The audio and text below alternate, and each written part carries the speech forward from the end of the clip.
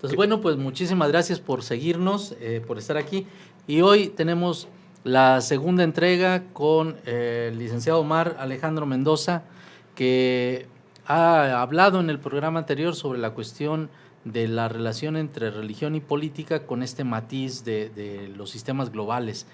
Pero lo hemos invitado para una segunda serie, para un segundo programa, porque lo que hoy queremos tratar es el punto medular por eso ustedes vieron ahí en la transmisión, cuando Darío estaba haciendo ejercicio, era porque estaba preparándose para entrar al ring en ese momento, pero lo importante es que vamos a hablar de partidos políticos y religión. Que ya es Omar, pues muy buenas tardes. Buenas tardes, Darío, buenas tardes, Arturo. Agradecido nuevamente por la invitación. Y en esta segunda entrega, donde, como bien lo dicen, dejamos un poco la parte tan amplia que era sistemas globales y todo, y la visión de mundo y planetaria y todas estas cosas, para centrarnos un poco más en nuestro país.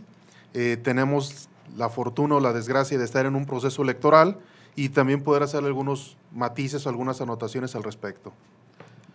Bueno, finalmente tenemos un panorama como muy complejo, ¿no? En relación con los candidatos. De pocos candidatos, ahora tenemos muchos.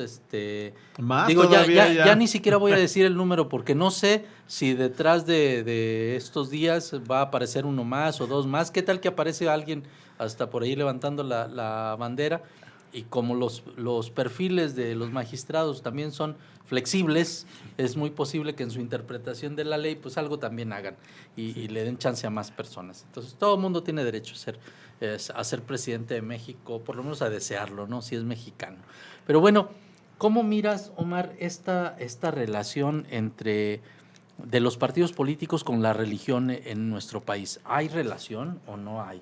Digo, porque en estos días, principios de abril, a principios de abril los obispos mexicanos se reunieron en la conferencia del episcopado mexicano y anunciaron que iban a recibir a todos los candidatos y bueno, ya estamos en eso, entonces no sé tú cómo ves ese asunto. Bueno, claro que hay una relación, pero yo lo veo como una relación de ida y vuelta, ¿no?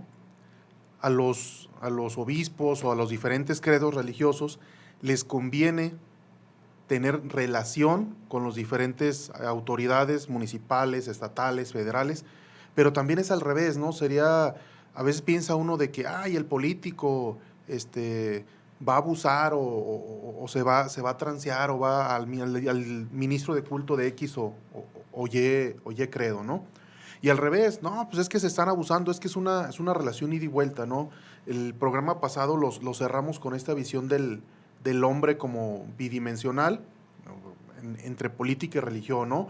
El hombre es político, el hombre también es religioso. Entonces, hay una relación de ida y vuelta. Los políticos, más allá de su credo, saben que hay un electorado cautivo y saben que hay temas que cuando tienes tal o cual denominación, si tú dices apoyo tal postura, ya. O sea, tú sabes que esa gente ya tiene cierta simpatía por ti, independientemente de las demás propuestas que tengas o dejes de hacer. Basta un decir, voy a apoyar la vida, para saber que hay un grueso de la población que me va a hacer caso o que me va a dar la postura, o al revés, decir voy a apoyar las adopciones homoparentales para que también otro grupo de la sociedad diga, no, con él o con ella no juego. Entonces, claro que hay una relación ida y vuelta, lo digo yo, el político que busca mediante X o Y grupo religioso crecer sus intereses, poder operar, poder hacer su parte, no solamente en el día de la elección,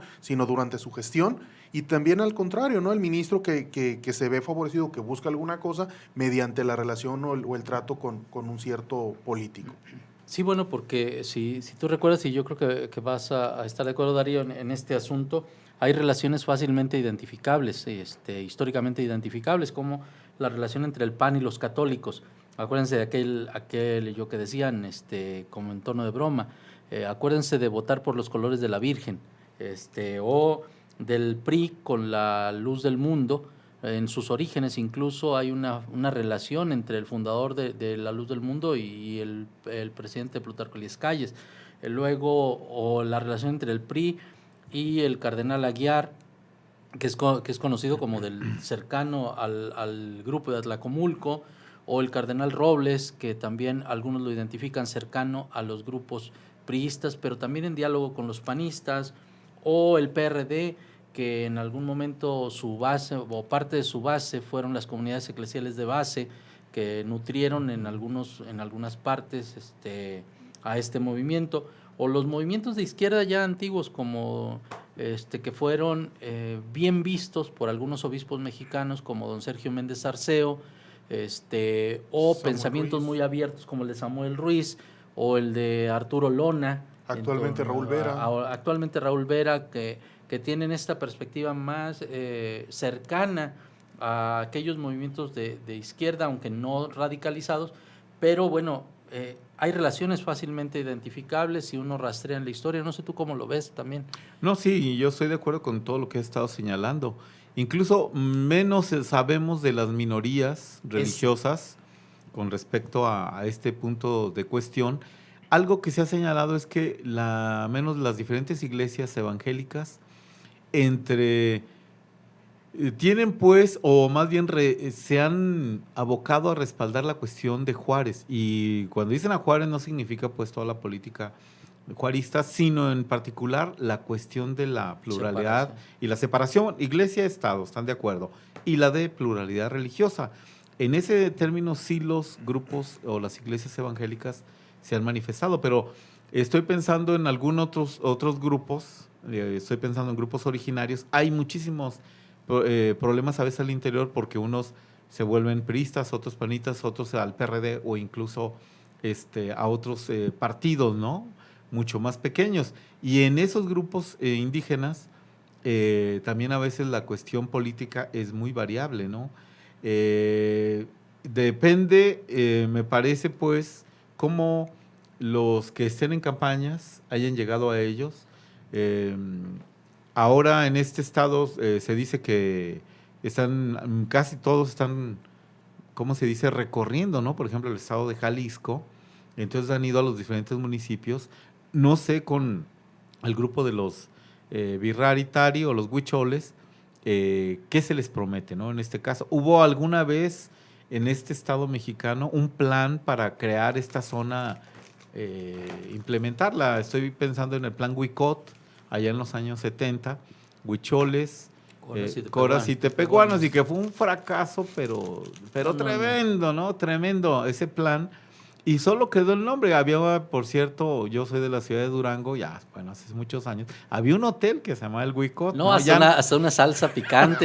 Sí. Sí. Bueno, pero ese es como el de dónde salió ese nombre, Huicot, ¿no? Porque no es una palabra, es un plan que se intentó. ¿No? Sí, y un intento, ¿no? De llevar la modernidad a estos grupos. Y pero digo, esta cercanía de los candidatos tiene que ver pues con mayoría religiosa, con intereses de distritos, municipios, etcétera. Entonces, algo que planteabas tú, Omar, la charla pasada, en el programa pasado, pues era eso, que ellos se visten de neutralidad y depende dónde, pues como que aparecen según les convenga, ¿no? También hablar de eso, pero de los dos candidatos a nivel nacional, que más o menos se dan tintes como católicos, sería Anaya del PAN y Meade del PRI, ¿sí? O sea, no han hablado de una pluralidad religiosa, no han hablado de otros grupos religiosos, y al menos ahí AMLO y esto, él sí ha señalado que en Morena hay cristianos, hay católicos y hay ateos, evangélicos, ¿no? hay Por ateos. ejemplo. Digo, eso es así muy grande, pero en este país hay hinduistas, budistas, judíos, islámicos, grupos originarios, en fin, hay muchísimas corrientes. Pero las identidades eran muy claras hace tiempo, hoy, y las fronteras también, pero hoy con los frentes y estas alianzas pues, se desdibujaron.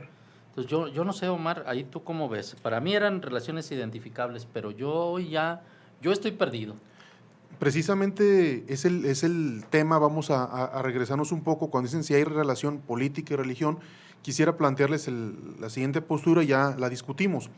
Hasta el 88, donde el partido hegemónico, pues era el partido, de hecho así era el partido, porque pues no había más que jugara con esta estructura, pues estaba muy claro, ¿no? O sea, el partido abocaba todo, toda la religión, todos los frentes, todos los aspectos sociales entraban en el partido.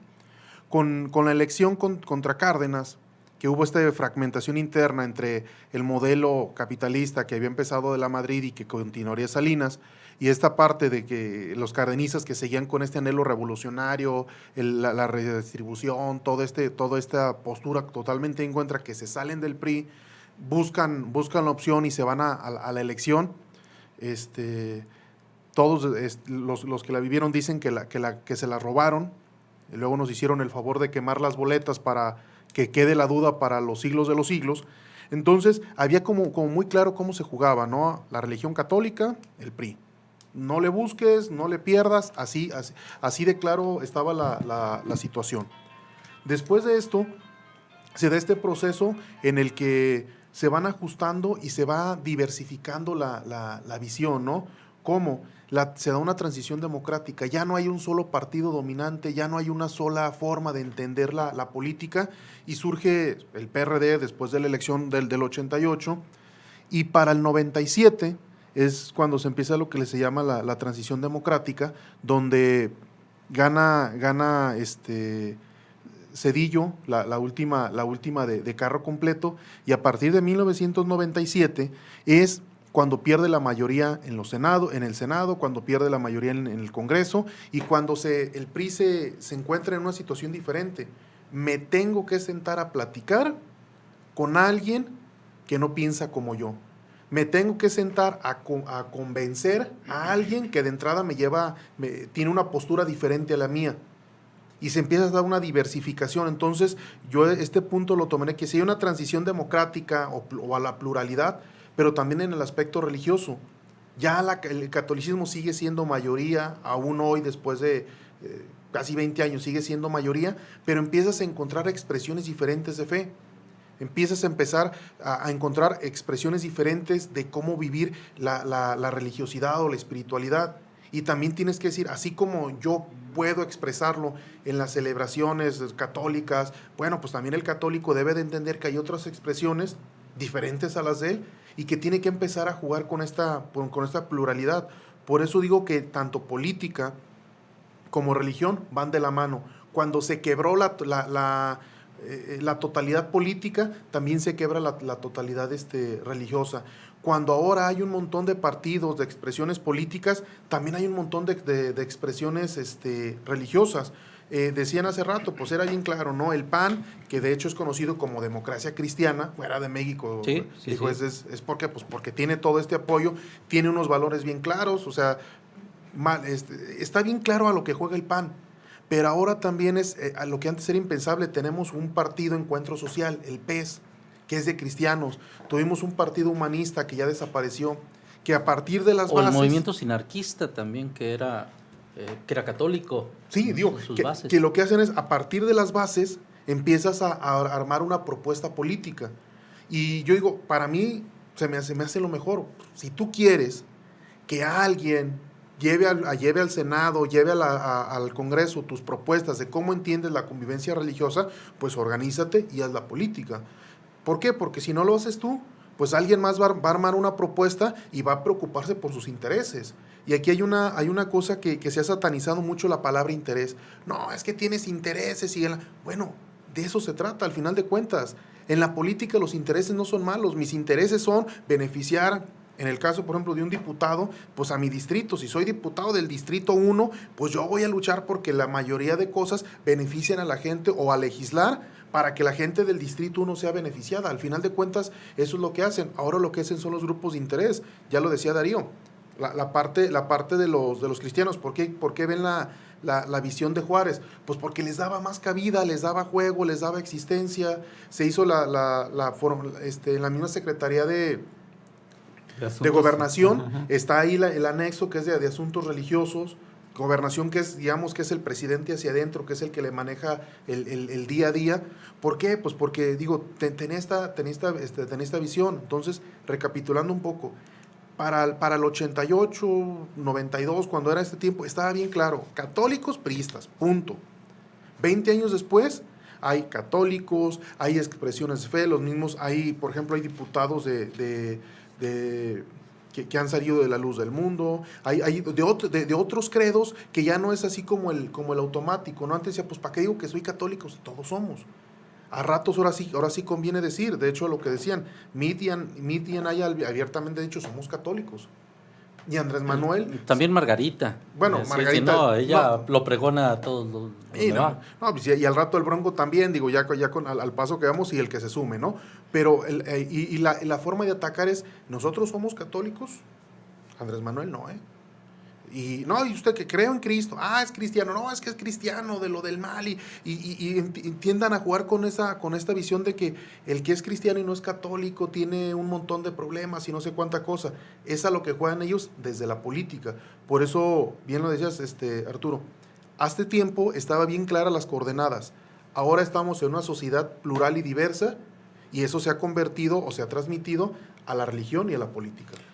Bueno, pues estamos en tiempo de un corte, estas coordenadas se desdibujan y regresamos para ver si las podemos otra vez, al menos ponerle ahí una sombrita para mirarlas. Sí, claro. Vamos al corte.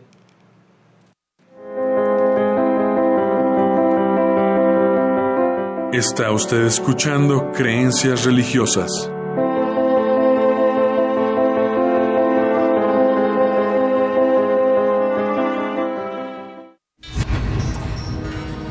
La exquisita ignorancia radio. Oídos nuevos para propuestas nuevas.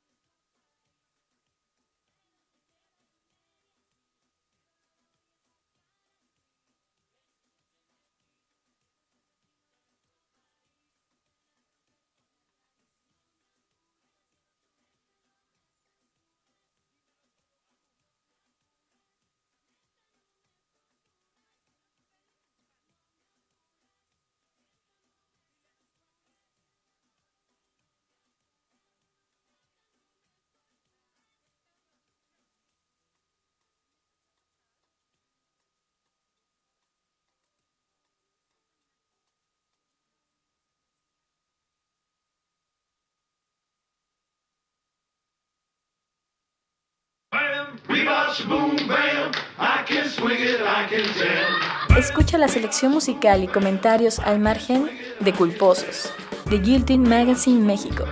Todos los martes en punto de las 21:15 horas por laexquisitaignorancia.com.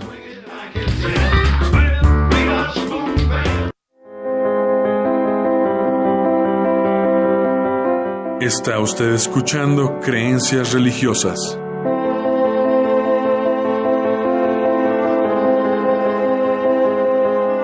Pues ya estamos de regreso.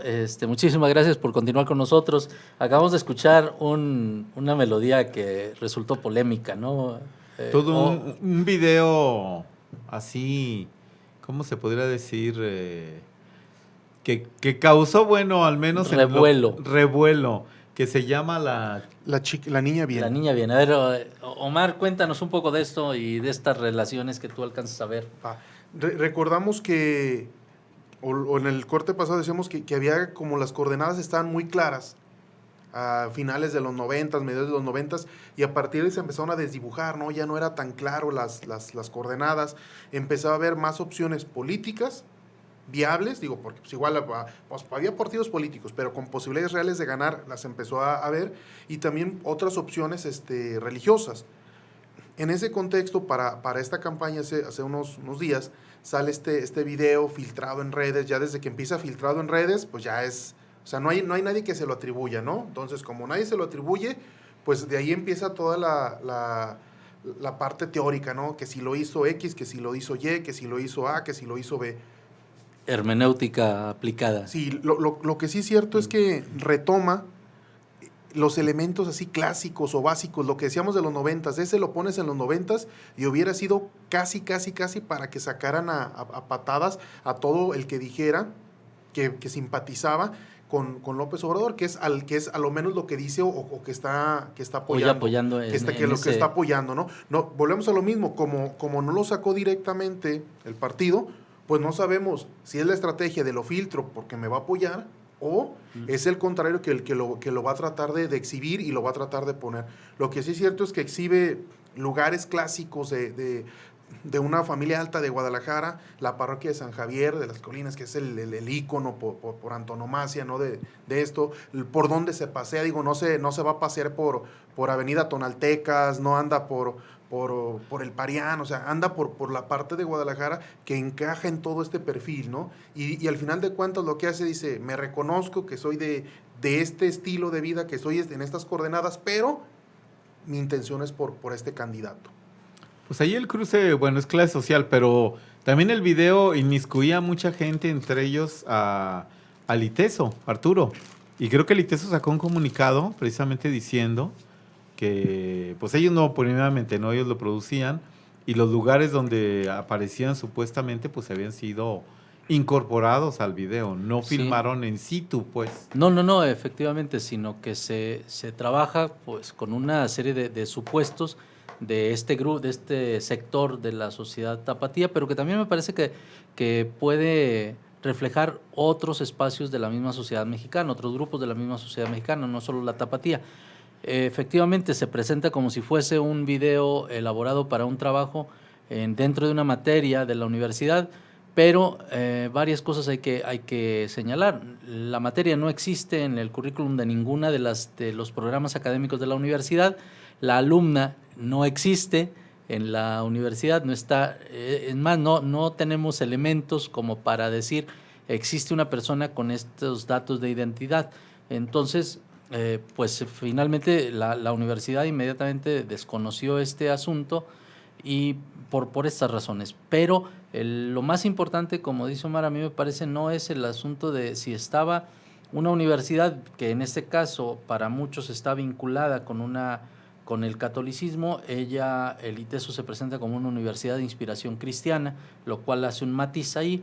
Pero lo más interesante es lo que implica para los grupos políticos este tipo de mensajes, y para, a mí me parece, para mirar esta relación entre religión y política, porque ahí se da un manejo de los elementos simbólicos donde para muchos se interpretó como un escaso o nulo respeto, como una degradación del símbolo religioso, de los rituales religiosos.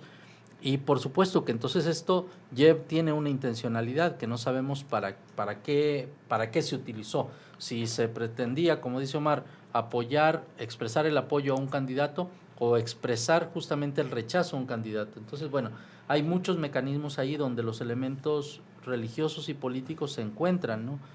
La forma es un videoclip, tal y como tú lo estás mencionando, ¿no? Y a mí se me hacían muchas cuestiones, pero sí es como la postura de una generación que dicen, en mi casa son así como conservadores, pero yo voy a votar por otro, ¿no? Entonces, Y bien, viéndolo así decía, no, es que es para apoyar a AMLO y a Morena, etcétera. Pero si se ve por lo que representa, que dices falta de esto, falta lo otro, pues sería como que, entonces esto lo quieren hacer yo, al contrario, no voy a votar por eso, porque se está transgrediendo valores, está transgrediendo, no hay un respeto de sacralidad.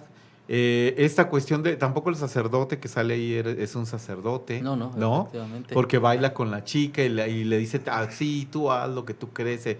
En fin, todo esto, pues, según quien lo haya visto, sobre todo en redes, que fue inmensamente, hubo pues apoyos y hubo también, claro, una denostación, ¿no? O sea, decir esto está muy mal, etcétera, etcétera. Por eso las partes, yo decía, bueno, por eso la universidad, tanto el ITESO, tuvo que salir a decir esto. Hay un templo de la Ciudad de México, ¿cuál es que? Es donde se grabó. Es donde se grabó, es una capellanía. Que pidieron permiso, pero que pero además ellos, no depende directamente de la Iglesia Católica, sino de la comunidad, de la organización comunitaria, donde hay mayordomos, y los mayordomos son los que la prestan, avisándole al párroco, pero el párroco no reside ahí, entonces ahí hay como toda una estrategia detrás. Pero déjame llevar la conversación a otro lado. Me parece que empieza a reflejar, por lo menos de la mirada de algún sector de jóvenes. Ustedes trabajan también en cuestiones educativas, tú en la Universidad de Guadalajara, tú trabajas también con adolescentes, con chavos. ¿Cómo están mirando los chavos este asunto de la relación de la política, de los partidos políticos, de la vinculación con la religión? ¿O no la ven o no les interesa? Sí, no sé, bueno, yo pienso que también hace mucho tiempo era muy clara las perspectivas políticas o incluso ideológicas de las universidades que hay en la zona metropolitana hoy de Guadalajara, si eran los TECOS, si era el propio ITESO, si es la UNIVA que se manifiesta Universidad Pontificia Católica. La Universidad de Guadalajara, después de 1989, habló de neutralidad, es decir, la cuestión de la ciencia y demás, y aquello que alguna vez fue imperialista, socialista, nacionalista. Negó sus orígenes. No, bueno, cambió. Lo que termine en ista. Y habló por una cuestión de la excelencia académica. A mi parecer, yo participé en un trabajo de 1987 como encuestador, que era sobre las orientaciones políticas de los estudiantes en la UDG. Para 1987, saber de qué partidos podían participar y de qué clase social se pertenecía, porque siempre se ha dicho que era de hijos de trabajadores y obreros. Eso ha sido, en varios de los estudios se ha visto que no es cierto. La minoría son obreros, o sea, gente de la clase trabajadora. La gran mayoría son clase media o clase media alta, ¿no? Y hoy me parece que después de ese tiempo, y ya que la universidad se ha abierto a esto, al interior hay todos los partidos, ¿eh? Hay gente que se vincula mucho al PRI, hay otros que están vinculados al PAN, hay otros hay que decirlo, con Morena, pero ya hay quien no les interesa, también apáticos totalmente. Yo no voy a participar, o sea, no se gana nada, al menos de lo que yo conozco, y estoy hablando del Centro de Ciencias Sociales y Humanidades. Ahí me parece que uno de los centros más politizados de la Universidad de Guadalajara. Incluso ahí tenemos un grupo o varios sobre la LBTC, o sea, esto de grupos de diversidad sexual. Sexual, ¿no? Y de género. Pero aún así, en la cuestión política, yo oigo una variabilidad de posturas, ¿no? Hay quien incluso, pues sí, de todos los partidos. ¿Tú, Omar? Sí, totalmente de acuerdo. Creo que la universidad en este sentido, la Universidad de Guadalajara, que es donde me formé, responde también a su tiempo, en el sentido de que ya no hay algo hegemónico, ya no hay la mayoría, hay esta diversidad, te puedes encontrar, y al final de cuentas es muy rico las charlas, porque te puedes encontrar las posturas y tratando de argumentar o de debatir o de ver posturas en este tiempo de campañas, pues ya viste lo que hizo, la postura, hay una parte donde va a haber va a haber un debate, y el debate es el del Distrito 8, ¿no? Pues, ¿quién los ve? Pues parecemos los mismos, pero sí hay creo yo, una sana politización pero también lo más importante es que hay una diversidad de la politización. A recientes fechas se ha plasmado que te puedes encontrar en espacios donde hay de las diferentes posturas y de los diferentes partidos, y empieza a hacer este diálogo que creo yo es lo que nos hace falta. Durante mucho tiempo estuvimos con un partido hegemónico que no permitía el diálogo. Entonces en una política sin diálogo no se entiende.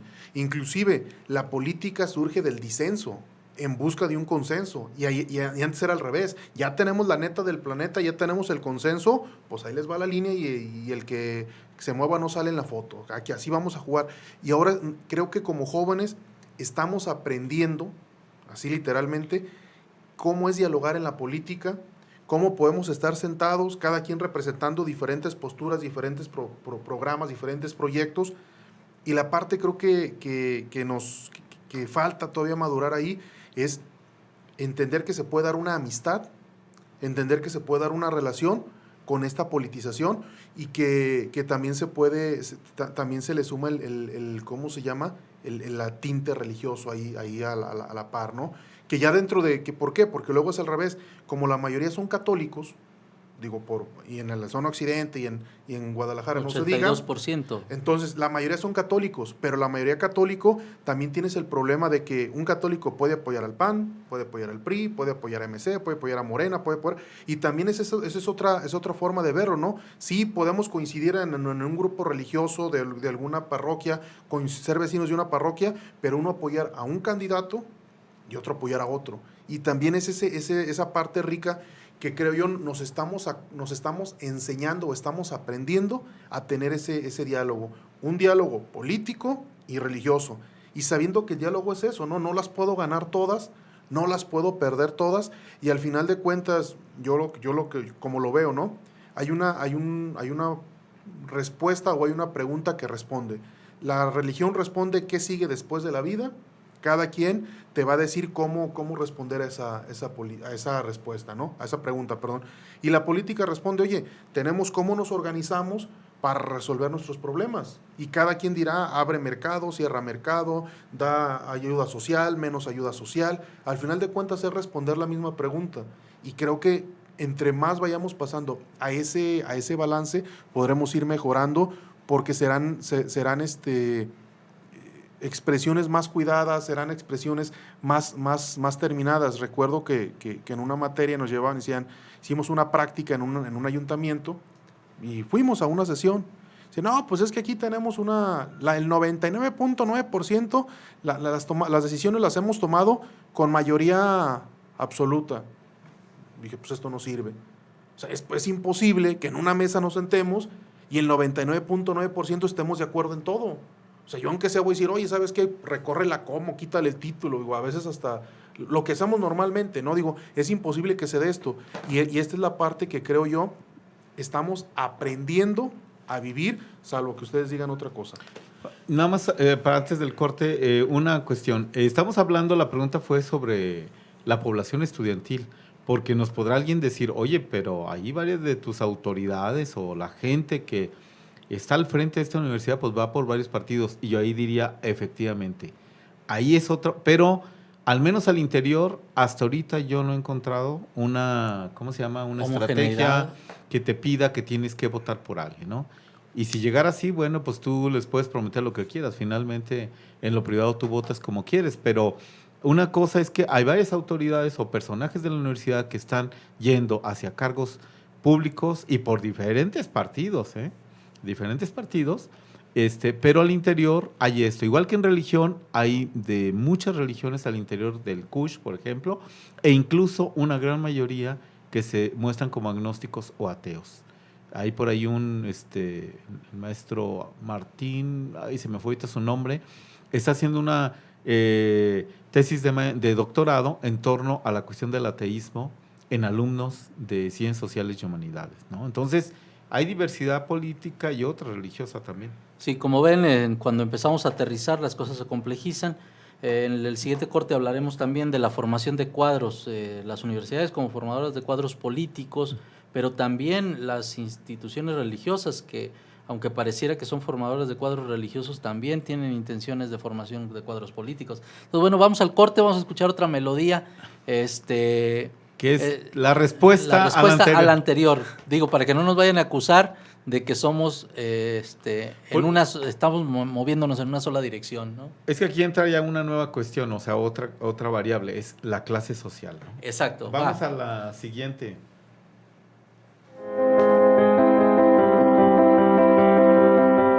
Está usted escuchando Creencias Religiosas.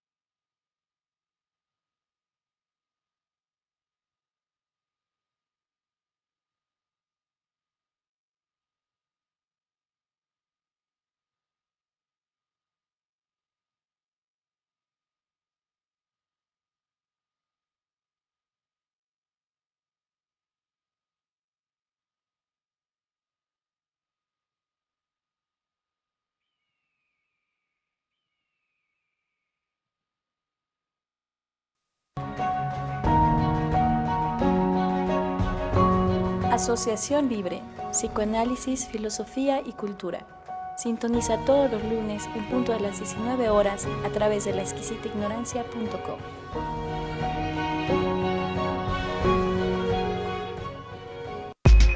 La Exquisita Ignorancia Radio. Oídos nuevos para propuestas nuevas.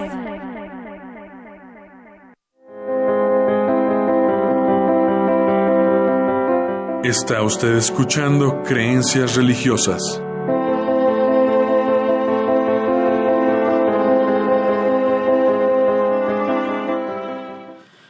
Pues regresamos a este espacio, esta conversación que hoy tenemos con Omar.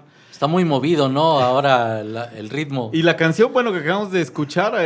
Pues literalmente es la respuesta, ¿no? Así se presenta como la respuesta a la chica bien, que en las coordenadas de la clase alta pide votar por Andrés Manuel, pues ahora a la inversa, ¿no? Un chico de clase baja pide votar abiertamente por el PAN. Volvemos a lo mismo. Es un video que se subió a redes, que no trae logo de ningún partido, que al parecer no trae ningún color, pero sí hace explícitamente la intención del voto, ¿no? Y algo que más bien lo relacionábamos era con esta canción que hizo, famoso Café Tacuba, con la de Chilanga Banda, que es, pero súper parecida, ¿no? O sea, es casi, digamos, un símil así de una y otra canción. El ritmo, las cuestiones, pero el chaca. Ahora, hay que decir que las categorías sociales de chaca o de que se les aplica hace mucho ¿cuál era la otra categoría que eres cuando a los de el peje en algún tiempo se les dijo que eran peje zombies? No, o aquellos que hablaban mucho y que no decían chairo, ¿no? Chairo.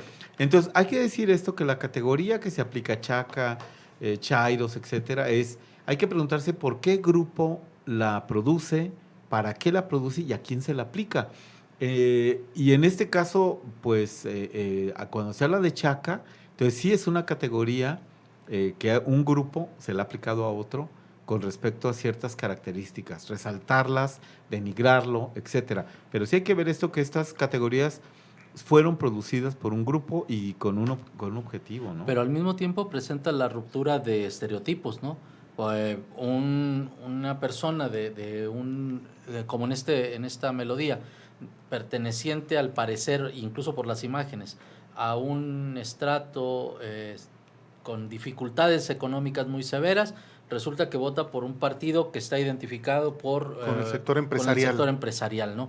O sea, ahí hay rupturas de estereotipos, porque eso no sucedería, y entonces es un mensaje que sí presenta el entrecruce de estos asuntos. Es algo, digo, que sí luego mueve, y dentro, vuelvo a lo mismo, presenta un montón de suspicacia, ¿no? Creo que fue 12 años cuando se pedía, por ejemplo, anular el voto, y era como la tendencia, ¿no? Oye, no, es que si anulas el voto vas a perder todo y luego se dio un siguiente paso a los candidatos ficticios, el perro Fidel, que yo voy por el hueso, el gato Morris, que es el fiel, luego pasó de no votar a crearte un personaje ficticio. Y es como un ir desglosando. Pues que, oye, Omar, pero yo me acuerdo ya por los 80, que tú mencionabas 88, cuando gana Carlos Salinas, o bueno, eso es el gane que le dan, porque la gente votó como un personaje ficticio, era, por ejemplo, Pedro Infante o Cantinflas. ¿O Cantinflas? ¿No? Eran así como la boleta parecía, ¿no? No, y a la fecha, de hecho yo lo que digo, porque ya hay campañas, o sea, tal cual campañas, por candidatos ficticios. La del gato Morris fue una campaña. O sea, porque una cosa es que yo diga, pues estoy harto, no quiero ninguno, y órale, le pongo Chabelo, le pongo Cantinflas, le pongo Pedro Infante, que eran como los íconos nacionales, ¿no? Pero yo lo que voy es que esto no es, ya hay una intención, ya hay una campaña, hay producción, o sea, no podemos decir lo que decíamos de los dos videos, es que alguien salió con su celular y no, ahí hay producción. No hay una producción. Ahí hay una intención, lo que decías hace rato, cuando así como se crean los conceptos o las palabras para definir a X o Y grupo, también acá hay una intención. Y a lo que digo es que en la parte política hubo un proceso de estoy harto, no voy a votar por nadie, voy a anular mi voto y le voy a decir al sistema que es una cochinada. Caray, no sirvió. El siguiente paso fue crear candidatos ficticios, luego el gato Morris, estos personajes de que vota por mí, el perro Fidel, que yo voy por el hueso, o sea, haciendo como todo este juego, y ahora como un siguiente paso sale esto, o sea, es otra vez, no es de nadie, pero sí abiertamente pido voto por X o Y partido. Oye, pero hay otra cosa también muy concreta y real que ha pasado, y cuando digo real es que cuando van las votaciones, de los que votan, es decir, porque no es el 100% del país, los que votan, el que ha ganado es con un 35% o menos, tanto para presidente o como para el gobernador de este estado de Jalisco. O sea, y con eso han ganado dentro de la votación, porque la votación es sobre el monto de lo que fueron, pues. Entonces, esa idea de solo anular por un personaje ficticio, etcétera, sino que a echarle a esta cuestión que es menos de un 50% y que no tenemos un marco legal para que haya una vuelta que se tenga más del 50%, pues todos los gobernantes, o sea, han ido por la fácil del 30 y tantos, ¿no? Sí, se parte, digamos, si tienes una elección donde en el mejor de tus casos te vota el 50%, o sea, te vota la mitad, y de la mitad gana con el 30%, o sea, partes con un amplio desfase de credibilidad o legitimidad que algunos le dicen, ¿no? Porque ahora sí, la mayoría de los que votan no votan por el que gana.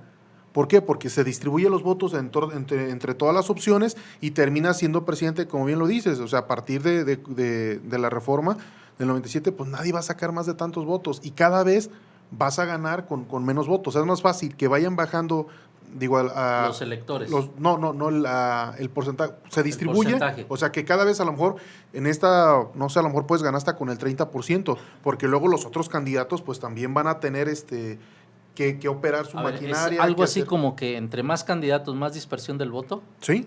Y entonces menos posibilidades de que tenga mayoría el que gana.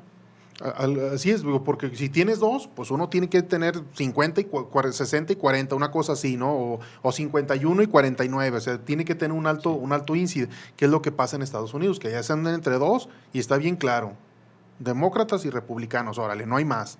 Y así la juegan.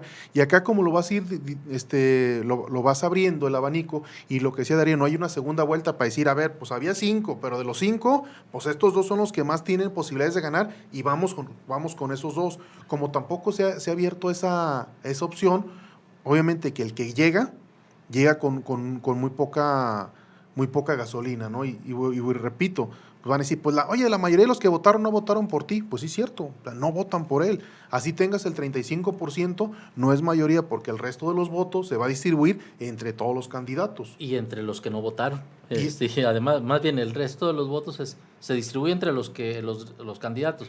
Pero hay un sector que no expresó su voluntad. Sí. Y entonces eso es mayoría. Sí. Y se convierte en una complicación hasta para gobernar. Y entonces tenemos también, entonces intereses, cuestiones reales, que no hay un marco legal, un marco, ¿cómo se dice?, de elecciones para que haya una segunda vuelta, no lo existe, por lo tanto no se realiza. La otra, hay gente que está todavía aún hoy y tendrá hasta una semana, todavía no sé por quién voy a votar, ¿no? Escuchamos esto también, ¿no? Es que todavía no sé, no me convence, no hay esto, pues yo pienso que también se apuesta que ese voto que es todavía indefinible, pues por esta gran gama, algo te atrape. Una frase, una postura, una imagen, ¿no? Y ahí aparece la formación de los ciudadanos, estas intenciones formativas. Yo decía antes del corte, las universidades son tradicionalmente espacios de formación política. Omar nos decía, hoy se ha modificado, porque antes se formaba en una sola dirección, hoy se forma en el diálogo, en la posibilidad de buscar consensos y reconocer el disenso como generador de política. A mí me tocó hace ya un buen número de años dirigir una escuela de trabajo social donde incorporamos la materia de cabildeo, porque era un elemento importantísimo, porque los estudiantes la mayor parte de los estudiantes venían de sectores de oposición al gobierno, pero empezaron a darse cuenta que para muchas cosas requerían tener vínculos. Entonces no era posible jugar al blanco y al negro, sino se tenía que empezar a dialogar, y entonces incorporamos esta materia de cabildeo que para muchos rompía con la ortodoxia de las posiciones, por ejemplo, de izquierda, donde nosotros somos los buenos y ustedes son los malos porque han detentado el poder y no han beneficiado a las mayorías. Pues ahí hay formación de cuadros, pero también en las instituciones religiosas. Tenemos los talleres de formación política, por ejemplo, de la Iglesia Católica, pero también de otras iglesias evangélicas que están analizando las posturas de los candidatos. ¿Tú qué opinas sobre este asunto? Pues creo que surge por ser primero un liderazgo social, ¿no? El ministro en su entorno es un líder social per se, o sea, quiera o no quiera, ya tiene como esa plataforma. Después esa plataforma la puede crecer y empiezan a salir liderazgos más grandes, como pueden ser ya algún ministro, y me viene a la memoria un caso muy particular, el de Fernando Lugo en Paraguay, que era un obispo católico. El obispo católico. El obispo católico que dejó el ministerio para ser presidente de la República del Paraguay. Luego le hicieron ahí una matraca que de golpe de Estado y lo quitaron y no sé qué tanto. Pero claro que los ministros, luego este contacto, lo repito, con la religión, Barack Obama con su formación como cristiano, como predicador, pues uno veía el tipo cómo le podía meter ese sentimiento, ese feeling, esa enjundia, y se sentía naturalmente entre las personas, ¿no? Era un tipo que se movía como pez en el agua y sabía que el abrazo, que la foto, o sea, también esa parte, el ministro, el que tiene esa sensibilidad religiosa, también entiende que el apapacho, que no sé qué tanto. Hay una anécdota, digo, que hace poco, en la última visita de Andrés Manuel, pues veía uno y pareciera que era un rockstar o un ministro de culto. O sea, era una cosa que quieres el apapacho, que quieres la foto, que quieres el que te toque, que quieres no sé cuánta cosa. Y en ese sentido, creo yo que los que se forman como ministros de culto tienen un extra a la sensibilidad al que se forma abiertamente en un político, porque luego la vida política te va comiendo y te vas agarrando la formación política muy dura, la teórica, no sé qué tanto, y el otro sí tiene ese matiz que luego le ayuda para tener un mejor carisma, para tener un mejor desenvolvimiento, y lo que decías hace rato, bueno, también reconocer que puede ser oposición, pero que necesito gestionar y necesito tener esa comunicación, que no puedo ir siempre o como opositor o ir como un tren contra corriente, y en ese sentido los liderazgos, los comentamos hace rato, Samuel Ruiz, Méndez Arceo, Raúl Vera, que no dejan de ser ministros de culto y luego tienen un liderazgo tal que les permite tener ese margen de maniobra. Bueno, estamos ya en la parte final del programa. Darío, no sé si tienes algún último comentario. No, pues agradecer a Omar que nos haya aceptado nuevamente esta invitación, y a ustedes, a todos los, no sé si decir radioescuchas o interescuchas. Los internautas que están Así ahí es. en las redes. Y agradecer allá a Ricardo Mendoza, muchas gracias en los controles. Pues muchas gracias, Arturo, muchas gracias, Omar, por haber estado esta tarde aquí. Y bueno, ya en el próximo mes vamos a estar hablando de fundadores religiosos, pero no de religiones. Es decir, va a ser medio raro el asunto. Ahí nos vemos. Sí, hasta luego. Muchas gracias, hasta luego.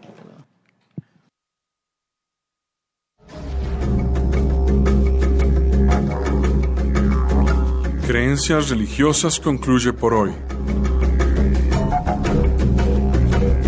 Este programa es producido tanto por el Centro de Estudios Religión y Sociedad y la Maestría en Estudios Filosóficos de la Universidad de Guadalajara,